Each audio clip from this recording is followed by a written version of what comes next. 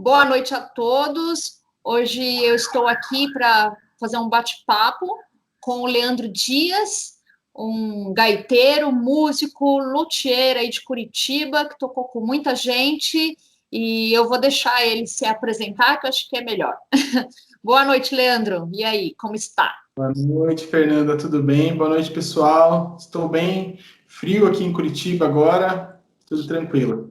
Eu imagino que aqui em São Paulo está frio, eu imagino que Curitiba é mais intenso, né?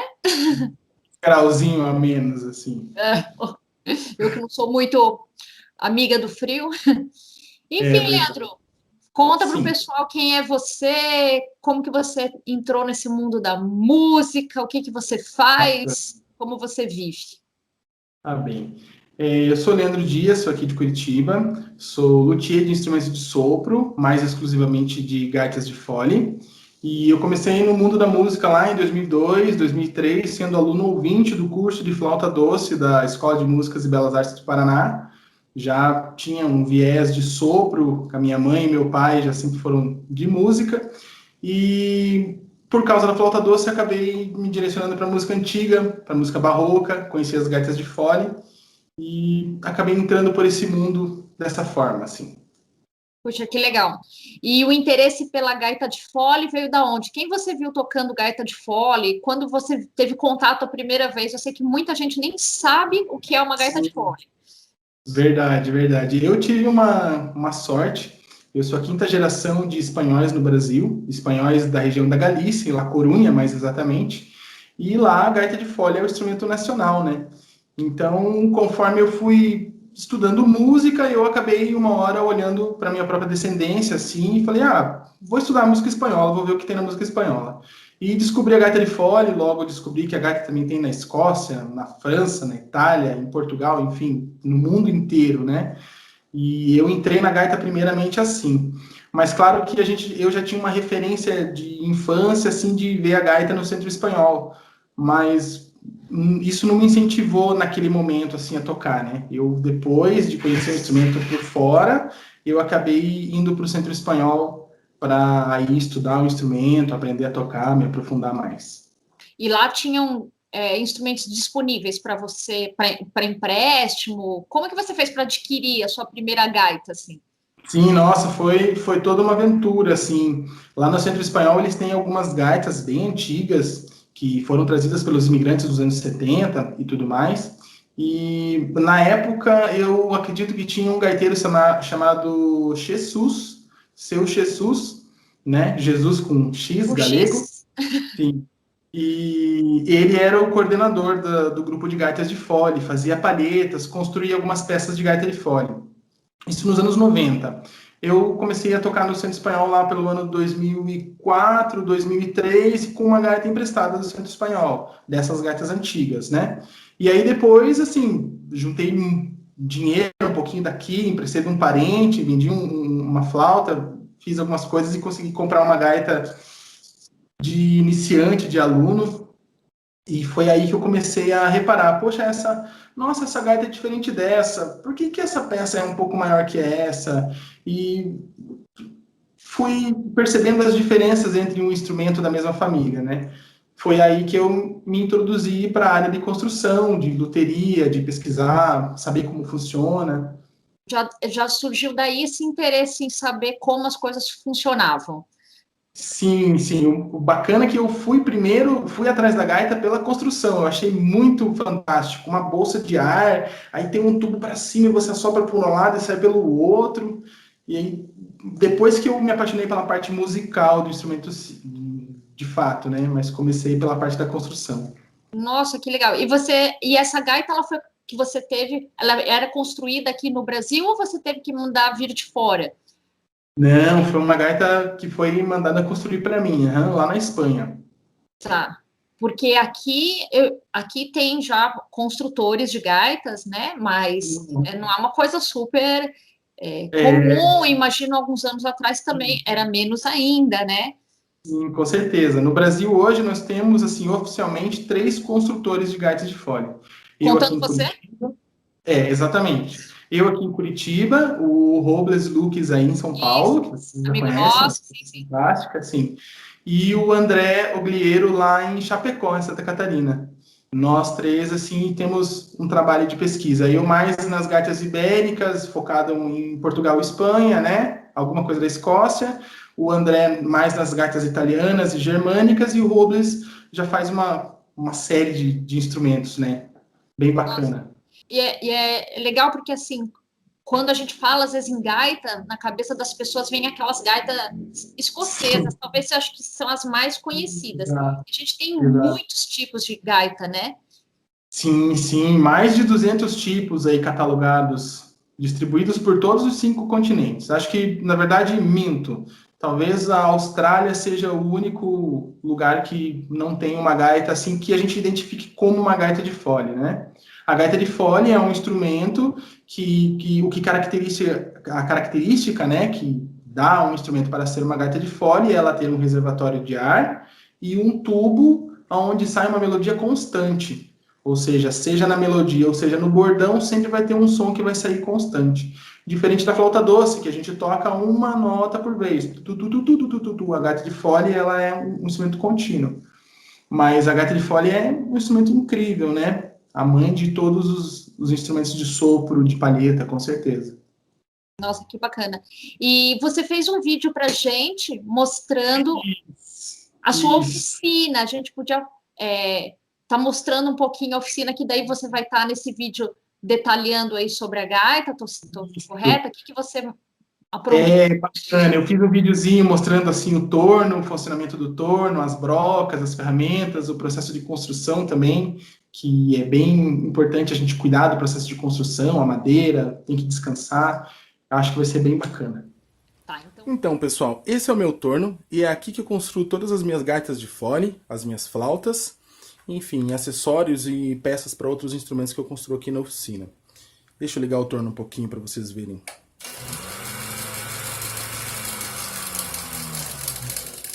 Bom, eu vou mostrar para vocês um pouquinho das minhas ferramentas. Até tenho aqui alguns formões que eu utilizo para, por exemplo, deixa eu pegar esse aqui, para dar forma na madeira, né? E acho que pode ser bem curioso. Bom, tem aqui também uma planta de um instrumento, que no caso é o ponteiro da gaita de fole. São medidas assim bem certinhas que a gente tem que fazer igual aqui na madeira. Deixa eu colocar para cá. Bom, aqui tem algumas brocas que eu uso para fazer a parte, né, de curação. E são brocas que vão desde brocas de 3 milímetros até brocas maiores, como essa aqui de 13, por exemplo, ou essa aqui de 10. Enfim, aqui estão as outras brocas que eu uso também para fazer a furação. E depois que a peça está furada, ela fica um tarugo assim de madeira, né? Que a gente vai trabalhando aos poucos, sempre obedecendo a questão da espera da madeira, que pode levar muito tempo, até 10 anos esperando a madeira ficar seca e pronta. E depois de ela ser toda trabalhada, torneada, enfim, finalizada, ela fica assim. Aqui eu tenho algumas peças de gaitas, claro. Até tem um super ronco de uma gaita alemã, que é desse ponteirão aqui. Bacana, né? Bom, tem outras peças aqui também. Algumas peças de uma gaita que inclusive até vai aí para o Rio Grande do Sul. Para um conterrâneo do Caio e do Renato. Aqui eu tenho um ponteiro bem especial, que é um ponteiro feito de madeira de pau-brasil. Um ponteiro português, que eu ainda pretendo terminar a gaita de fole inteira e tocar, vou tocar com ela nas feiras, vai ser bem bacana. Bom, é isso, pessoal. Espero que vocês tenham gostado dessa pequena, rápida apresentação aqui do meu torno. E é isso aí, Caio.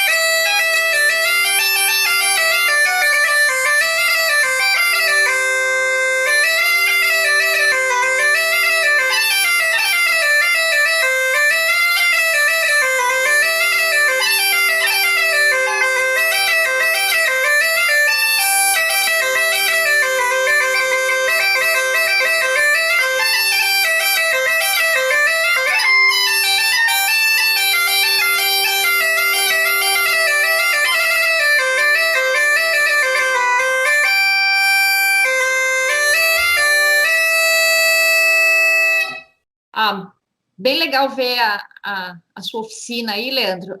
Quem quiser adquirir as suas gaitas aí, né? A gente deixa seu contato aí, como que faz? Isso é bacana. Pode mandar um e-mail para gaitagalegabrasil@gmail.com. Eu vou estar respondendo lá, ou procurar Leandro Dias, gaiteiro de Curitiba, no Facebook, nas redes sociais. Vai estar entrando em contato comigo, eu passo a lista de preço e vai ser uma honra para mim estar fazendo cada vez mais gaitas para o Brasil. Quero ver esse Brasilzão cheio de gaiteiros. Ai, que legal. Leandro, me tira uma dúvida. A gente aqui no Brasil, pelo menos eu não tenho esse conhecimento, a gente não tem uma tradição de gaita, certo? Não temos uma tradição Não ser moderna essas de gaita. gaitas que chegaram com os Sim. espanhóis, com esse... que veio, né? Mas a gente não existe nenhum registro de alguma coisa parecida com uma gaita de fole aqui do Brasil que seja, né? Não tem, né? Eu não tenho esse conhecimento, estou perguntando só para confirmar isso, ou se existe. Sim, um detalhe bem legal é que existem registros da gaita de fole sendo tocada aqui no Brasil em várias festas, tanto no Rio de Janeiro, na região de Santos, Praia Grande mais exatamente, na Bahia, em Minas Gerais. Nós temos um quadro, eu queria lembrar justamente o nome agora, mas depois eu posso passar para você para a gente colocar nas referências, que mostra um negro tocando gaita de fole numa festa de folia de reis, lá em Minas Gerais.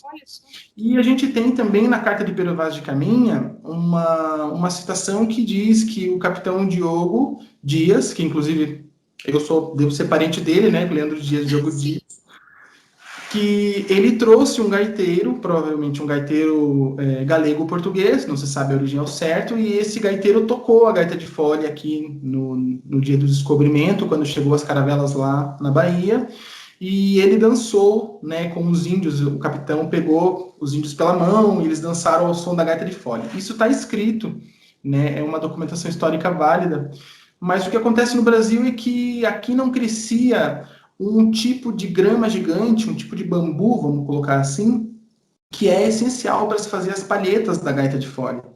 Então eu tenho uma teoria que no Brasil a gaita de fole, como a gente conhece, essa de saco, de ar, de assoprar, de apertar, ela morreu, a tradição, por falta de construtores ou de manutenção das palhetas, que eram muito difíceis de fazer com outro material, e foi substituída pelo acordeon, pela concertina, né?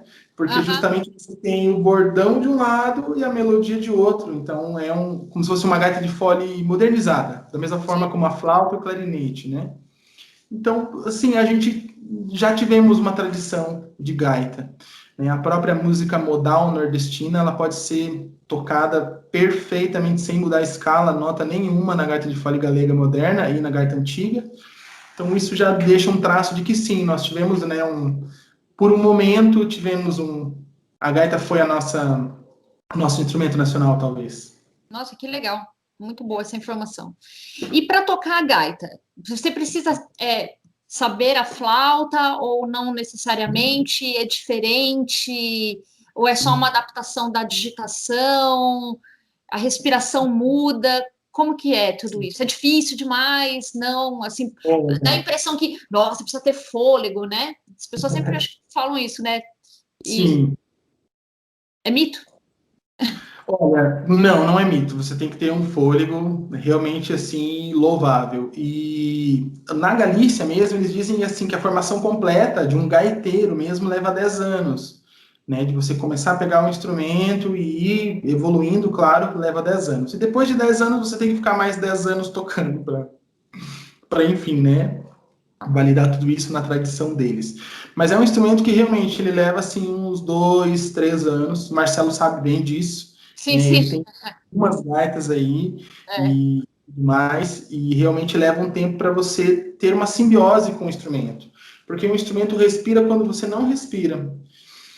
Eu encho o pulmão de ar e jogo meu ar para ela, ela respira e eu respiro. Então, até você pegar todo esse movimento de pressionar o fole da maneira correta para não desafinar, fazer a digitação, assoprar, marcar o tempo, lembrar a música, ler a partitura, leva coordenação, realmente... né? Muita coordenação. Sim, mas não é um instrumento difícil. Eu sou multi-instrumentista, toco alguns outros instrumentos e digo que é um instrumento, assim, mais fácil que tocar um violão bem tocado e não é Sim. mais difícil que um violino. Então, tá no intermédio. Eu acho que uma pessoa que se aplique consegue tocar, assim. Não é um instrumento impossível. Sim, sim. E a gente tem pessoas que ensinam também, por aqui, professores de Sim, gaita, né? Tem umas sim. tradições aqui. Sim, aí em São Paulo tem o pessoal da Casa de Espanha, que tem um grupo de folclore. Eu sei que no Rio de Janeiro também tem um grupo de folclore grande, folcarioca. Aqui em Curitiba eu dou aula na Casa de Galícia de Curitiba e acredito que tenha outros professores também. Eu acabo focando mais nos grupos que são folclóricos, né? Que são das É, associações espanholas e tudo mais. você se dedica bem a essa questão de tocar música folclórica, né? Essa música da Sim, tradição. É sim, tenho isso? muito orgulho de ser folclorista. Aham. Nossa, muito legal.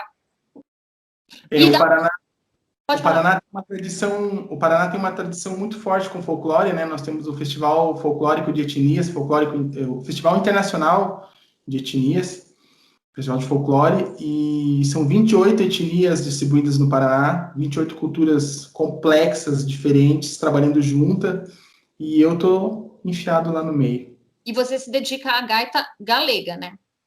Exato, a gaita da região da Galícia. Porque as outras gaitas já é uma outra história, né?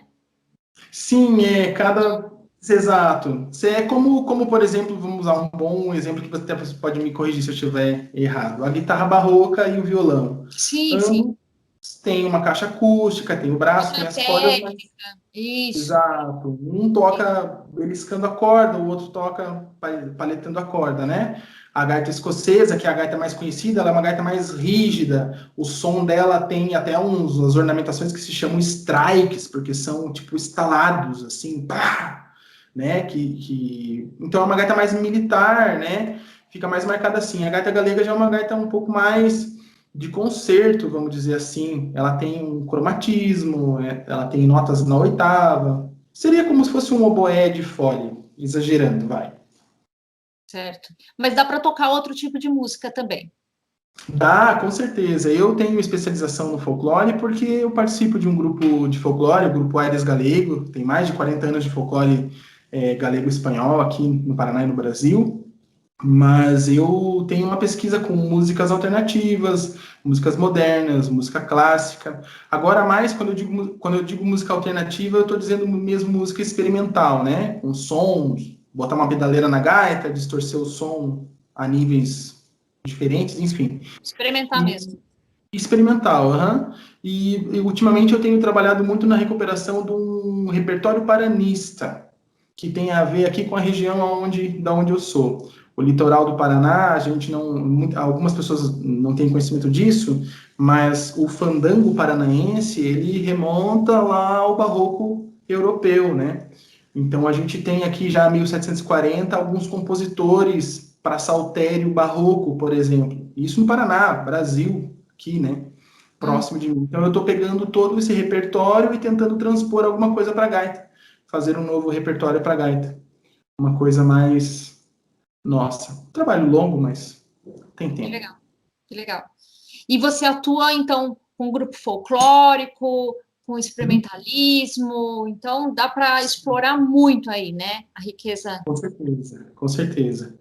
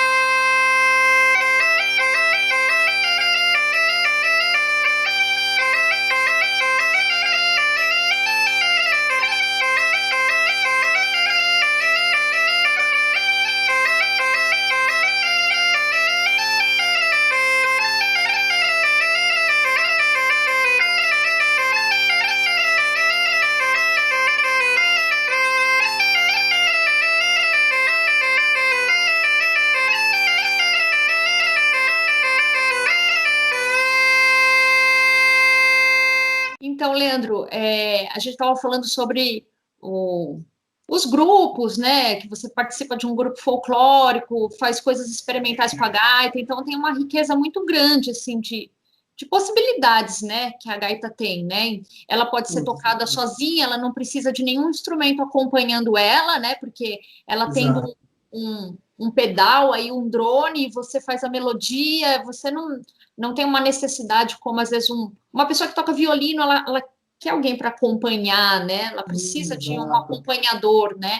É um instrumento já completo.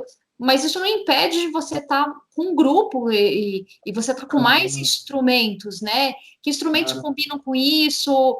Fala, eu sei que você tem os grupos que você toca, outras coisas, conta aí pro pessoal. Eu faço parte, sou gaiteiro e flautista do Bando Celta. Nós temos assim um trabalho fantástico com o Bando Celta no Spotify, YouTube e tudo mais, nas nossas páginas.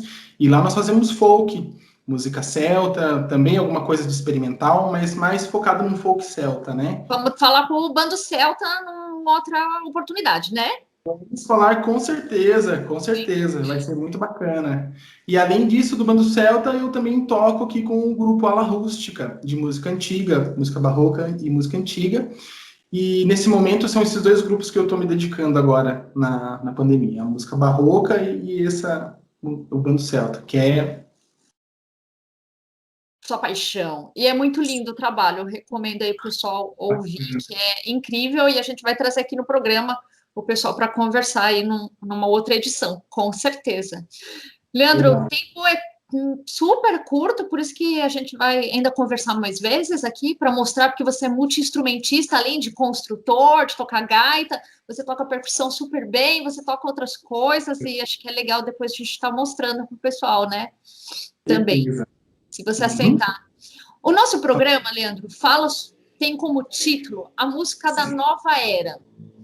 Como Bacana. você consegue, se é possível, conectar toda essa sua experiência da gaita, da sua tradição aí com os espanhóis, com a música folclórica, com você Sim. tocar esse instrumento? O que te traz isso? Como você conecta? Tem a ver com essa música da nova era que a gente está aí chegando, Sim. talvez, ou já estamos nessa nova era, né? Nesse Muito momento? bacana, muito bacana, muito bacana a pergunta, gostei bastante. Sim, na verdade tem bastante coisa a ver, né? Eu sou estudante do Caminho do Bardo dentro da tradição druídica, e o Caminho do Bardo, ele é um caminho místico, não vamos colocar assim, né, exageradamente, mas é um caminho que tem lá o seu misticismo, assim, interiorização. E eu tento trazer isso para a construção dos instrumentos. Por exemplo, eu gosto muito do desafio de um musicista chegar para mim e falar assim: olha, eu quero um instrumento com esse som, que passe essa energia, que passe esse feeling, eu quero que as pessoas escutem a nota desse instrumento e sintam tal coisa. E eu vou lá, com a minha experiência, com o meu conhecimento, estudar, enfim, e tentar transformar aquilo naquilo que o músico quer, para que ele possa fluir através do seu instrumento que tem a capacidade e mostrar essa coisa diferente, né? Para dar um exemplo mais prático, eu tenho trabalhado na construção de gaitas de fole afinadas em Lá 432, para tentar trabalhar com instrumentos que têm uma vibração um pouco mais baixa, não tão agudos, né? Acho que tem tudo a ver, com certeza. O 432 traz aquela conexão com o cósmico, né? Com um bem-estar, com alinhamento de chakras, que é uma afinação que eu e o Marcelo usamos no Lamen Sof, né? É muito bacana, muito bacana. Inclusive, eu tenho percebido que na afinação de 432, parece que a respiração, porque como o instrumento trabalha em simbiose, parece que a respiração se torna mais prazerosa, mais leve, mais suave, sabe? É bem interessante. E eu anoto tudo, todas as experimentações, eu tenho alguns cadernos de anotação. Sempre quando eu tenho um resultado, eu fiz essa gaita nesse e achei que foi interessante, eu tenho tudo anotado. Nossa, muito legal essa sua pesquisa de buscar, né, essa conexão também do Sim, espiritual, né? claro, E é muito claro. interessante esse do 432, que a gente também tem experiências muito bacanas, assim, com a gente, com sensações, com o público também, de como reage, só em saber que a gente está nessa outra frequência, né? O que causa, né? Como a música nos influencia, né? Nossa, Exato, exato. E tem tudo a ver, porque esse respeito pela madeira, pelo processo da morte da árvore, da transformação da madeira, da vibração dela depois do som, né? Isso tudo, para quem é músico, para quem vive a música, faz uma diferença. Quando você toca um instrumento feito por um luthier que se dedicou, que respeitou todas esse cálculo áureo, né? O resultado do instrumento é fantástico, é audível. nossa, demais. Muito obrigada, Leandro. Infelizmente, Imagina, a eu que gente vai chegando agradeço. aqui no fim. Eu agradeço muito essa disponibilidade em estar conversando com a gente, mostrar sua oficina, sua experiência, e espero poder uma outra oportunidade a gente estar explorando mais aí. Tá bom, com certeza, o convite já está aceito. Obrigada, uma boa noite. Até mais.